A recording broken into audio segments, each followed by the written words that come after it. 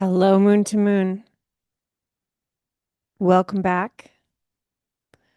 This is the next episode in the series I'm doing on self-abandonment in the houses.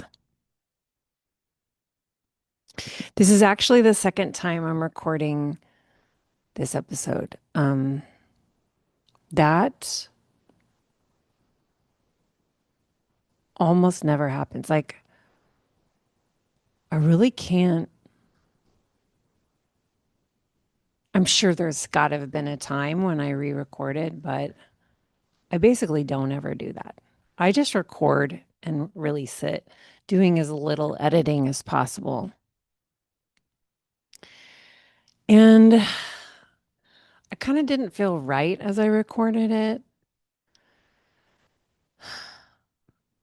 And I listened to it on the way to my office this morning. And I mean, it's perfectly fine, but I can feel a part of me striving to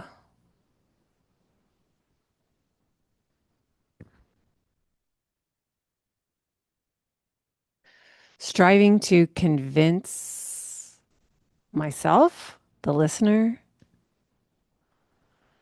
that I know what I'm doing and I know what I'm talking about. And it's not that I don't, but I am on an ever shifting emergent pathway where self trust is always on an infinity loop with self doubt for me. And the truth is, I have a lot of doubt and trust at the same time right now.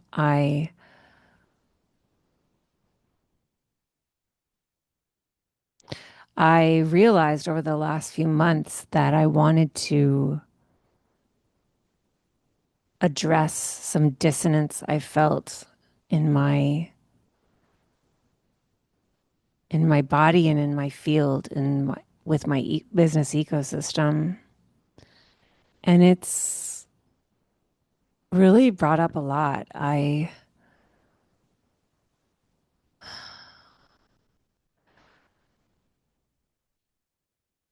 Yeah, it's really just kind of brought me to my knees to a place of like,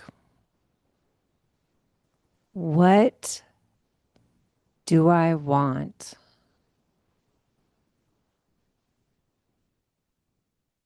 What is the vision that I'm serving? What do I want my work to feel like? What really matters to me? And if I could do anything that I wanted and everything would be okay and no one would be mad at me, I got to always add that one in for my younger selves that are here in present time.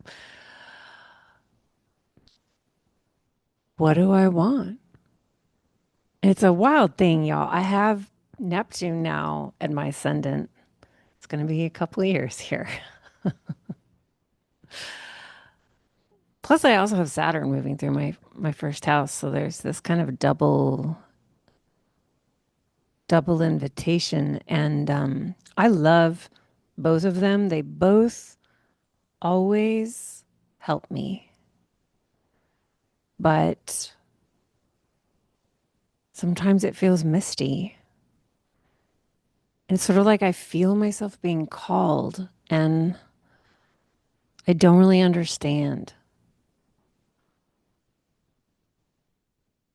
I really want to get to that part of the story when and tell you all about the big learnings. But right now, I'm just following what is here, which is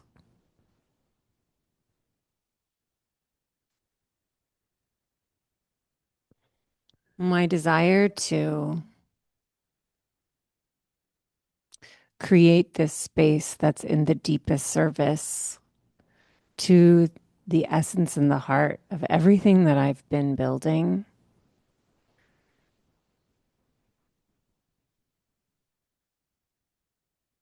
in one rolling pathway. And that is this emergence astrology pathway whose doors are opening soon. I realized that I had created a situation where the membership space I created became a competitor to my major teaching program. I didn't see that coming. But once I was inside it, I saw that that's what had happened. And the intelligence slipped away then.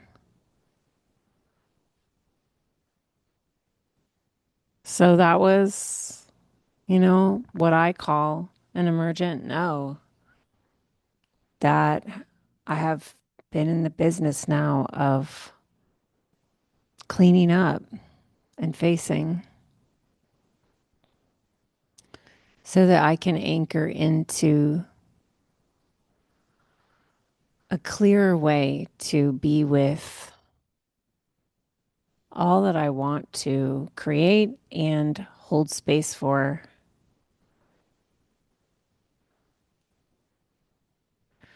in service to what I love. So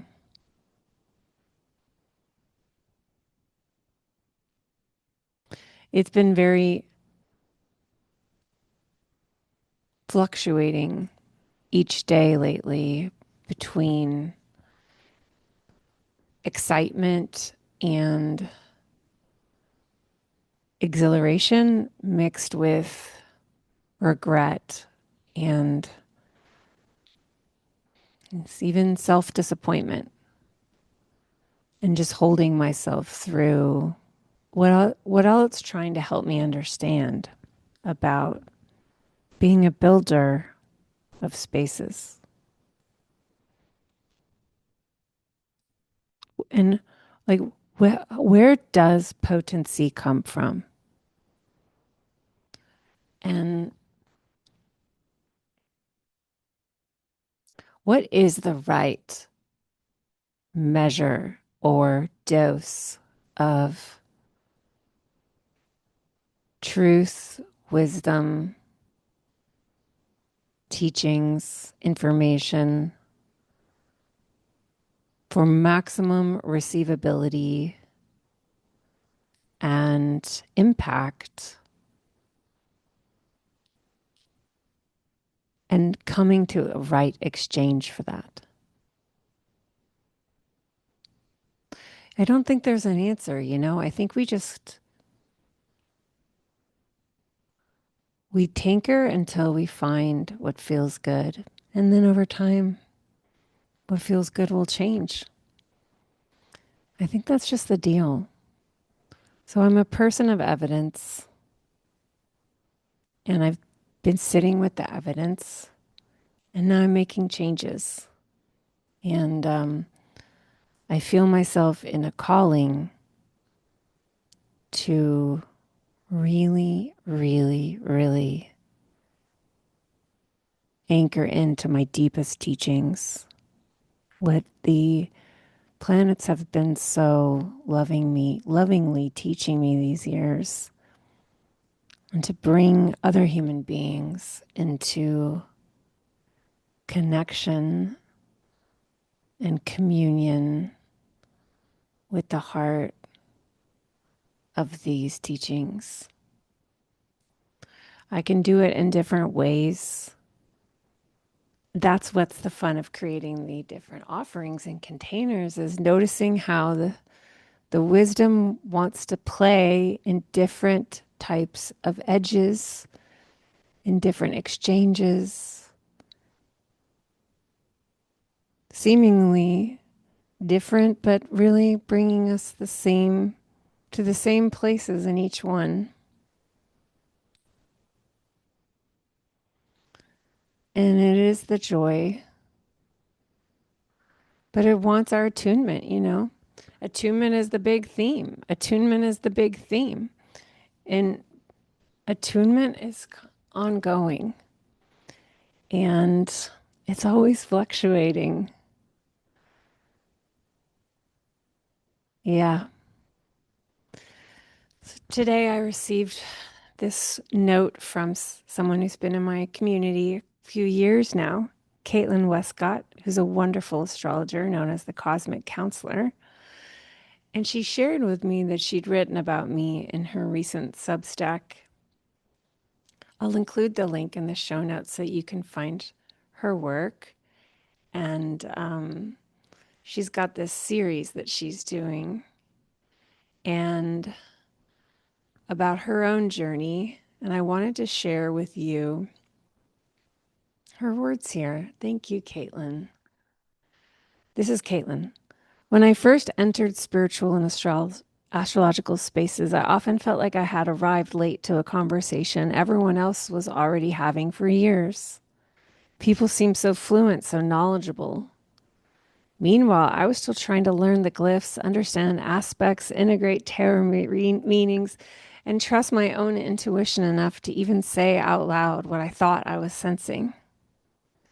It felt like maybe everyone else had somehow received instructions I missed. That is the strange thing about being a beginner.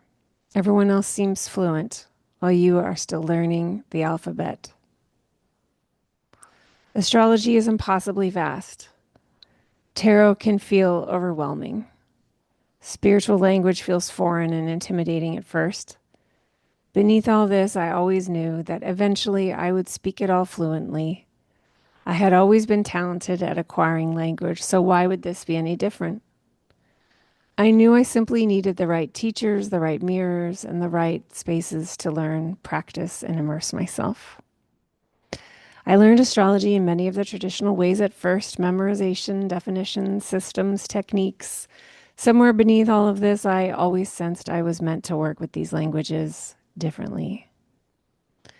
Finding Britten and hearing her speak about unshaming the signs on the astrology podcast felt like one of those strange moments when the road suddenly lights up beneath your feet.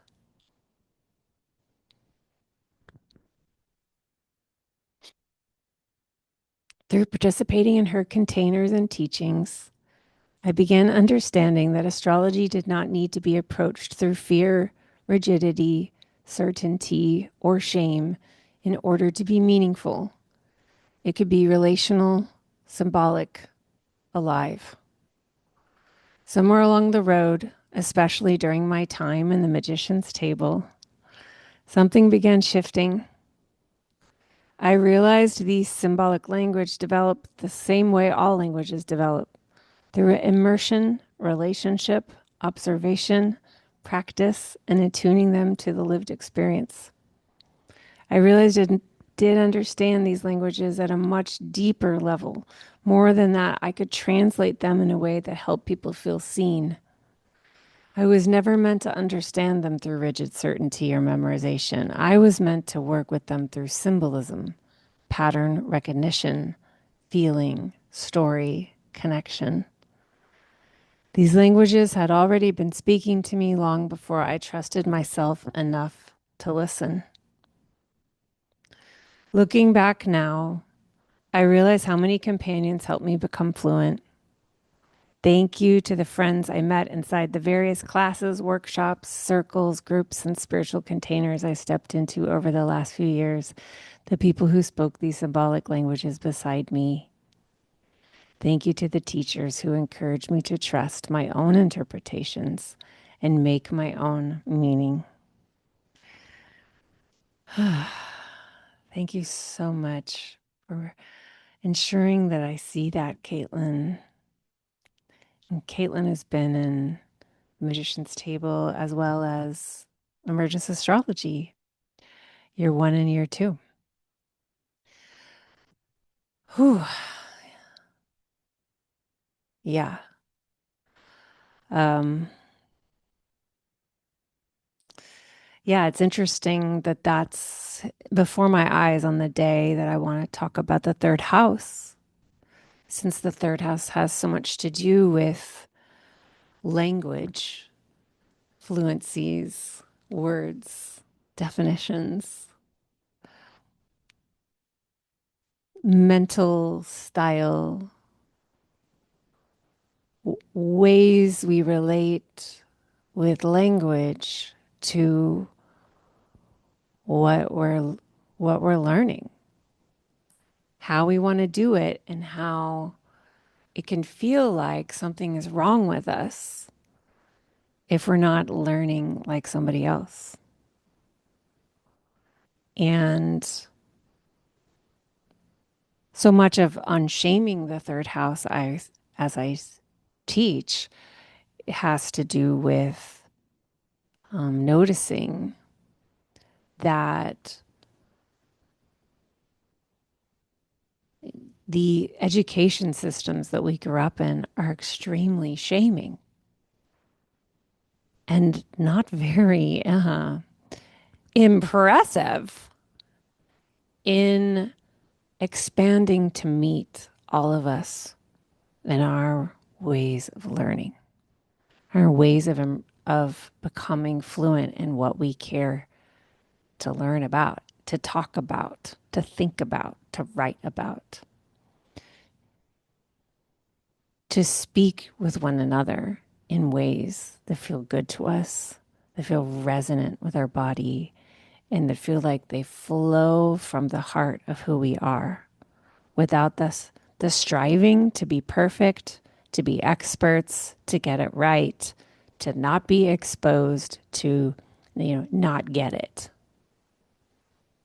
Because astrological learning spaces can have the same exact shit that all learning spaces can have, which isn't to diss all the other spaces that aren't mine. It's just that I tend to bring in people looking for something different. People like Caitlin, people who often were like, are extremely articulate, witty, profound thinkers.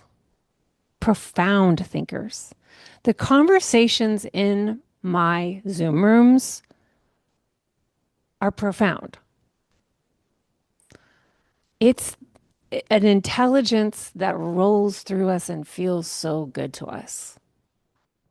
And it just isn't the same as other spaces. So it's not for everybody, but it is very for, my spaces are very for who they are for.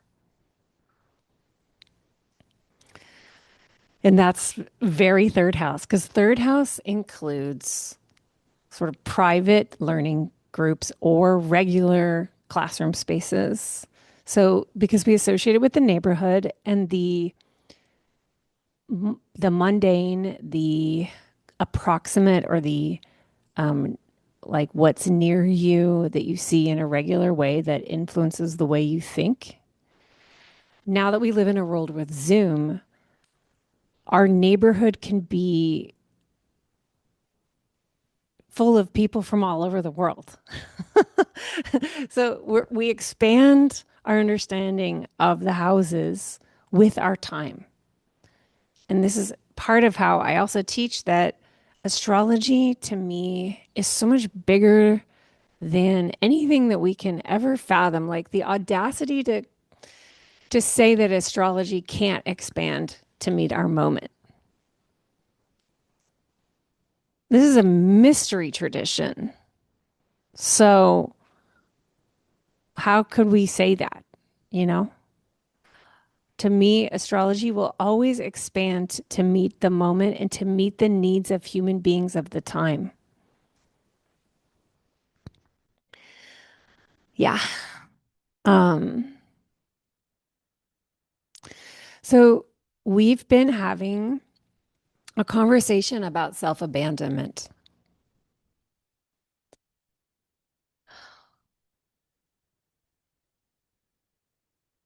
That sense that I left myself again. You know, that's that sense of I am not in myself. The way that I'm making a choice isn't full of the essence of what I am.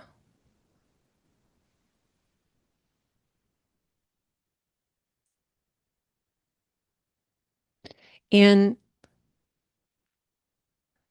previously, as I like to joke, previously on Lost, because that used to be one of my favorite shows on TV, and the speaker would always say, previously on Lost. Previously on Lost, I, I kind of like lived in self-abandonment as just like the thing that there is. Like, how do I get out of this pattern? And this is extra difficult when you don't really even know the self that could be abandoned, right? Like what was so rapidly profound about beginning to learn intuitive healing, energy awareness, intuition was how it rapidly brought into awareness a me that has energy of her own and boundaries where I end and other people begin, and that I could be the keeper, the keeper of my own space, and the knower of when I'm not fully in myself. That it is possible to know, and it is my responsibility to stay in that skill set. That was a life changer. And it very rapidly changed the way I was living my life. This is my story. Many of you know my story. Um, so that the whole like, I don't even know where the lines are to know where the self is, to know what's being abandoned and when. Is it really self abandoning if I never knew what I wanted to begin with? Like, so then the skill becomes staying with self, staying with self wherever I am, coming back, calling myself back home. All of these things I will be teaching in year one. I am teaching the fundamentals of intuition and energy awareness on top of other things. It's a 3-strand curriculum that you can read about at the course page. But to move forward with me, these are the key skill sets to learn in order. And they never get old because the foundations are always the richest of everything, in my opinion. Um, yeah. So if the process of repairing self abandonment looks like growing skill at identifying self in house, self in space, self in one's aura, self energy in self. And this is the beginning, right? This is the beginning of repair. Repair is I learn how to be in self. I learn to know what in self feels like. So when I don't feel like that, I become aware that I'm not in self. And I can begin the process of just bringing myself back home. I mean, we're all porous beings. We're all taking on energy all the time that's not ours. So this is just like daily business of recalibration. And the more you bring self home, the more you could start to learn turn self towards. Turn self towards. This is really what I would say becomes the big theme in year two, in the new year too. It's how to turn self towards and really get like in your path. But first, we're learning in self. P.S. I'm just realizing this as I'm speaking. So these are great words. I'm going to re listen to this to sit down in it. Okay. So when we think about the third house is very, very fascinating because it's a place of learning, and it's part of learning is mutation, right? Like it has to do the third house with like going to school, language development, early classmates. It has to do with siblings, like the other beings are close to your age who were like most proximate to you, because you're like your caregivers are way not proximate. They're older. But your siblings, or if you didn't have siblings, like neighbors, cousins, other people around your age growing up, they're like we're close, approximate to each other. And so language development grows through this like colloquial way of speaking and the ways of like coming up with phrases, coming up with things you always say. I always say this, like this. And we have a common language, and like we have a common way of like inside jokes, like we create language together. And how our this language shaping, it's like a constant mutation where we are being changed by words and by what's close to us. So like, yes, if you join in a class, a course space, an experiential container where you're meeting in a weekly way with the same people and it's a closed space, you will mutate each other. Like we're the language that becomes part of the community, like the ways of shaping language together. Like we in this circle speak this way together. We're anchoring into this mutation that's deeply affecting our reality because the words that we speak internally and externally create our world. Language shapes our entire reality. The way we talk to ourselves affects everything about our life. Our internal experience of reality is absolutely shaped by self talk. Our external experience of reality is shaped by how we are in the business of exchanging words. So when we change the conditions of how language is spoken in a regular way, we are we are changing our entire reality. So the kinds of like small spaces that you attend in a regular way are absolutely going to mutate you. And we have agency in choosing like whose words do we let in our ears? Oh my gosh, it's thundering.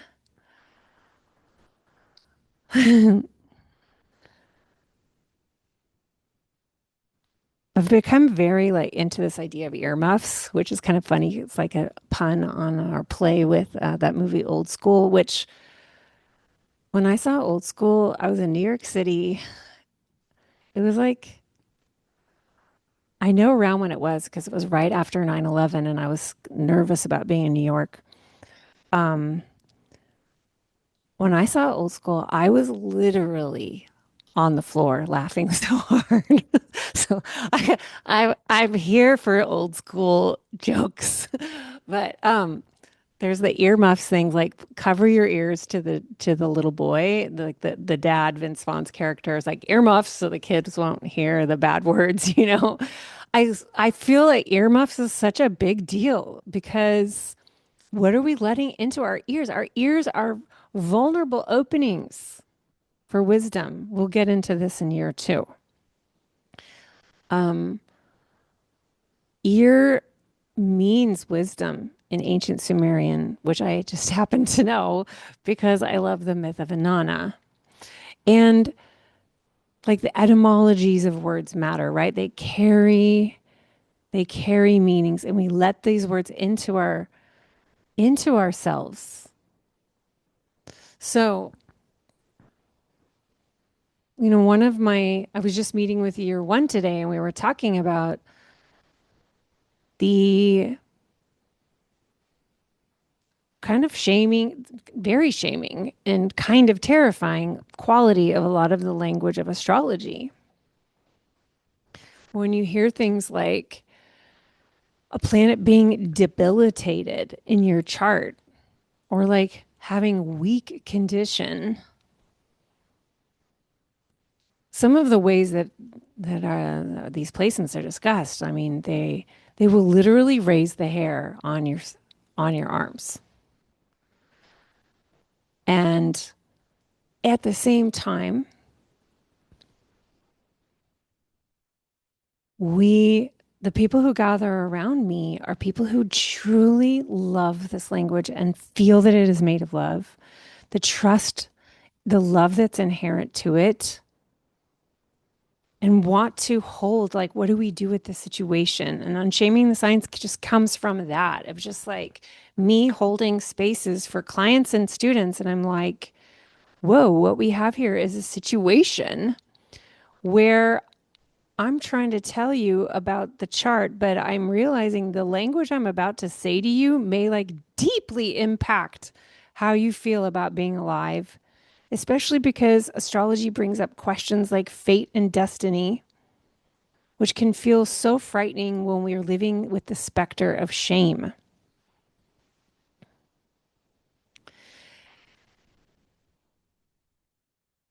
Those who come into my spaces are interested in a kind of long journey with this because these questions don't get answered immediately. They get answered through the living these questions together in a regular way, coming into circle where we talk to each other and we shape our thinking around things. We shape the words that we want to use together. And like calling in the most expansive, most liberating, most compassionate, most playful way of relating to language that will feel so good. This is the repair. This is the repair. Repair is possible. It's really raining here now. You probably can't hear, but it's pretty fun to be experiencing this. So, self-abandonment in the third house is really, really interesting because we learn through the confrontation of others. We learn through the injection of the new. We learn through difference. We learn through the mutation of other beings on ourselves. And this is inherently awesome. Like calling in the most expansive mutations possible, calling in the most liberating mutations possible. So then the question is like, where am I in relation to mutation, right? Where am I in relation to mutation? And this is where, things like when does comparison take us away from ourselves? And when is comparing a learning experience that we feel is mutating us in the most expansive way possible? You know, like when you get together with your friends and they're telling you about something they're up to and they're telling you about this thing they're doing. When is it like, I'm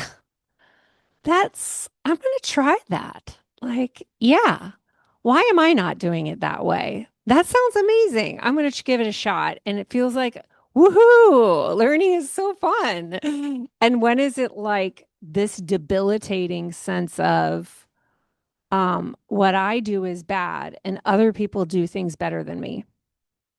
You can feel the difference between the two forms of differentiation and how like where self-abandonment in mutation versus uh, this self-expanding in a liberating way through mutation. And like trust, I think a lot of this, I mean, this is definitely something all of these talks I'm doing here are ones to have conversations on. But like, when does it feel, um, how do you know, right? This is where the energy piece is so powerful. How do you know you're leaving yourself versus when you are with yourself into a shift that is in resonance, like your body's like, I wasn't doing this before, but I'm now even more in myself because this shift is in resonance with me. And thank goodness I'm surrounded by other human beings that bring in new ways of saying something or looking at a thing or talking about a thing that help me go into experiments with myself where I end up feeling even more full of myself.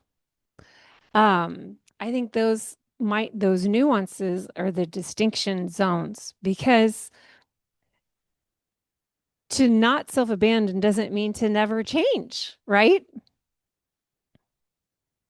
Because change is what there is, and we're going to be changing. Like we're going to be changing. So when is the change bringing you more into yourself versus a change that's taking you away from yourself? And I think that the subtleties around that are going to be where the attention goes for skill, staying with self through the mutations, is what feels like the nuances for third house attention. Okay, let me feel into this if there's any more here. I mean, I already talked about self-talk. I think that self-talk is where there's just so much repair. I've shared about how emergence astrology is a way of relating to this language as a language of repair, as a language of recovery, as a language of remembering, and as a language of renewal. And a lot of this has to do with like really cultivating a relationship with watching how you make words and watching how you relate to word creation as you talk to yourself and as you talk to others. Not also in how you receive words and like what gets kicked up, what gets kicked off, and learning to be more and more and more conscious around those processes so that you can keep turning them back to where you are in the most empowered, loving, compassionate, playful, expansive, and liberating way. What we shame in others, we will always shame in ourselves. And if we're shaming ourselves, we're shaming others. And this is all very hard for um, living expansively. Shame, the way shame's doing that is like hurting, it harms ourselves and it harms others. In fact, I would say that we can feel each other's self-talk at like an unconscious level and even a conscious level. Like people, we can read it between each other. And the way we are relating to ourselves with words is felt in the rooms that we enter. And in this way, in a fractal way, our own recovery to self, it has deep impacts in the spaces that we enter. And this is when it becomes like a collective thing where the personal is the collective and the collective is the personal. So in likewise, like we can think about that from a shame perspective where it's like, oh my gosh, the people can feel my shame. Oh dear. But likewise, when you speak to yourself in a loving way, when you are full of compassion for yourself and others, that's also changing the room. It's also flooding the fields. It's also impacting the ecosystem. And we can repair. All things are possible for new ways of being in this world. All possibilities exist. And that's like to me what we're living into together. I think that's feeling complete. Thank you so much. Thanks to everyone who's been leaving reviews lately. If you've never left a review, I would be so grateful if you would do that. It's like paying me. It feels really good. And it helps other people trust that, try it out.